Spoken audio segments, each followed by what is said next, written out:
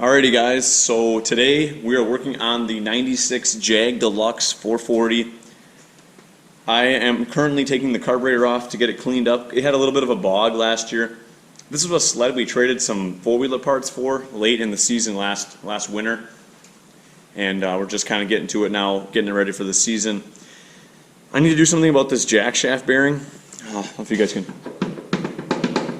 hear that up and down play. I'm not sure if it's the bearing or the Jackshaft is worn with the bearing. Hopefully I can just get by with putting a Jackshaft bearing in it.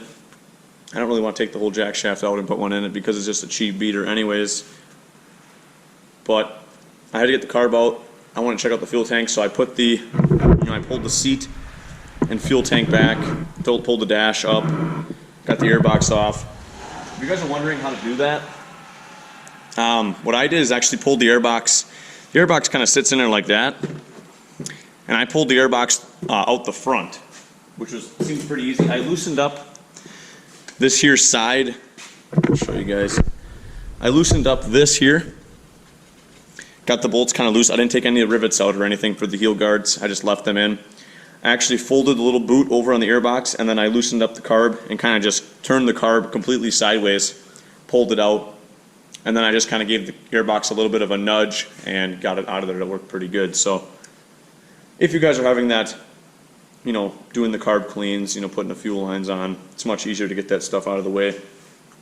But I'm going to check out the tank, see if, make sure there's a line in the tank, make sure it's not broken off, and possibly do the fuel lines on it right away. Because it's a single carb, there ain't many fuel lines, just has one coming to the tank, has a filter inline shut off, stuff like that. So maybe I'll just redo that quick, just because might like to have a nice reliable little beater sled. And I know it does run good, but we got to get that clutch assessed. The secondary clutch, one of the buttons broke off. I'll show you guys that shortly. And then obviously the Jackshaft made a gnarly sounding clunk. I checked the drive shaft and it seemed like it was tight in there. I'll have to recheck it before I finalize the sled, but I thought the drive shaft was good. It was just this bearing here or the Jackshaft making that clunk. So yeah, I'm going to pull the carburetor off. I'll show you guys some clips of that. We'll take the carb apart, clean it up a bit. Hopefully nothing is bad inside, and we'll throw that back on. And then we'll do some fuel lines, and that'll be it probably for this video. And then I'll try to get some footage of us working on that clutch, getting that finalized, and then hopefully we can get this thing back up into service. Because it's a really nice sled. It's got a little bit of tape on the seat, but super smooth runner, very nice suspension. It steers super nice, and we basically have just some spare parts that we traded for it from an old Yamaha Blaster. We just traded some parts, so we have I don't know, $100 in it maybe. So hopefully we can make it into a reliable sled, and we have a few more sleds we're looking to buy in the next week or so that you guys will be seeing. So I'm going to get this one done, hopefully as soon as we can, and then we can work on the others. I got a four-wheeler in here for service right now. Might do a video on that as well. And we're doing a winch on the Big Bear outside. Big Bear is just chilling outside right now. We're going to put a winch on that, and maybe we'll get a video of that too. So I'm going to work on getting this carburetor off, and we'll resume when we get that done. We got the carburetor apart. Just working on setting the float height, and I want it parallel with the gasket surface. So right where I have it now is pretty darn good. Could be just a tick better, but I think that's going to be just fine for what I'm going to be using it for. Might just go a tick less. If you guys are wondering how you do that, you just bend the little tang in the center to make the float level go up or down. I like the way that looks now. It operates nice and freely. Could go just a tick more. Sometimes it doesn't want to stay where you put it. That's better. There we go. I got the main jet out. It is a 300, looks like. 300 main jet, and the tube is a P4. So there's the tube. Make sure this is nice and clean. Make sure this is clean. This is where the air mixes with the fuel. Comes out the tube right there. I'm going to quickly pull out the pilot jet.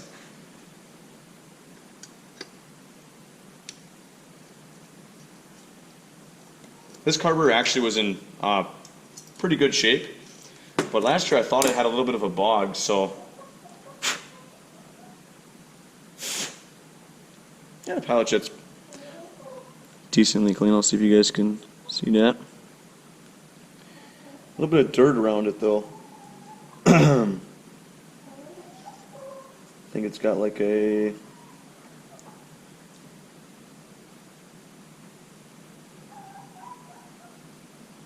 I'm not sure what size. I'm going to have to clean that up a bit. I'm going to get these jets all cleaned up, guys, and then I'll kind of show you the rest of putting it back together. This is what it looks like when I took it off. I might have to get. I'm not sure if I busted something. I didn't loosen up that collar, which maybe that's where I messed up. Maybe I didn't loosen it up or something. But I just took the outside collar off, and then I just tapped it with a punch, and it popped out. The jackshaft is really worn. I can see a lot of wear on it. Get it on camera. There's no way you guys will see it, but right there, it's got a huge wear spot where there'd be a lot of play in it. Maybe I can get by with just a bearing. If I have to put the jackshaft in, I got to pull the battery out and then take the chain case apart, and then obviously probably put a chain case bearing in it, new seal, and then I can put a jackshaft in it. I have to see if I can find any used ones. I don't really want to spend the price of a new one because, like I said, guys, this is going to be a beater. I don't want to put that much money into it. So, I don't know, the bearing doesn't really feel bad. I mean, I definitely damaged it after punching it. I think the jackshaft is just really worn, so I'm going to have to look for a new one, and we'll put that in. Carburetor turned out good, got that nice and clean. The pickup line in the tank was nice. I just took it out and then I resealed it, put it back in. Fuel lines are all still pliable yet. I'm not going to worry about replacing them. They're nice and pliable. If they were rock hard and all stiff, then I would, but it looks like somebody has done this recently. This here line for the impulse is actually quite nice, not brittle or anything. So yeah, that's where I'm at. I'll see if I can find some parts. I'll get a jackshaft and some new bearings, and we'll have to pull the chain case apart, and we'll continue on that in a different video. But I want to show you guys what we've been doing, working on a lot of sleds for the upcoming winter here. I want to have them ready so I can ride them before the snow hits instead of having to fix them while it's snowing outside and then I can't ride. I'm going to pick up another sled here shortly. So yeah, that's what we'll be doing, getting that picked up, working on that.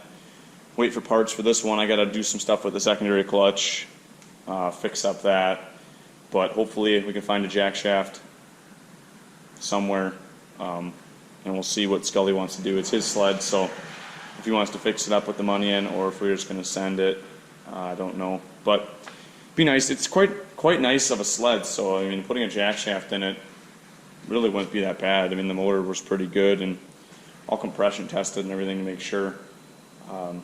And we'll do that in a different video, but we also want to hook up the electric start on this. Probably just needs a battery, I'm guessing, but I'll test that when the time comes. Had a nice brand new Dango on it that I didn't notice that last year when we bought it. We only rode it like once when we bought it, so we just heard a nasty clunking noise whenever you hit the throttle, so we thought it was the jackshaft after I checked it, and it's pretty worn, so hopefully that was the cause of it. Other than that, yeah, that's going to be it for this video. We'll try to get some clips of that new sled we're picking up, and I'll show you guys that possibly in the end of this video. So stay tuned for that. Make sure you guys subscribe, leave a like on the video, comment down below what you guys think of the project here and what other sleds you'd like us to kind of get for the channel. Our budget's pretty low, but we can probably make something happen in the near future. I'm going to try to get a few varieties of brands. I got my Yamahas, some Cats. We're going to get some Skidoos. So I don't think we have any Polarises besides an Indy 500, but we got basically one of every top manufacturer, so should be something for everybody in there. But yeah, we'll see you in the next video.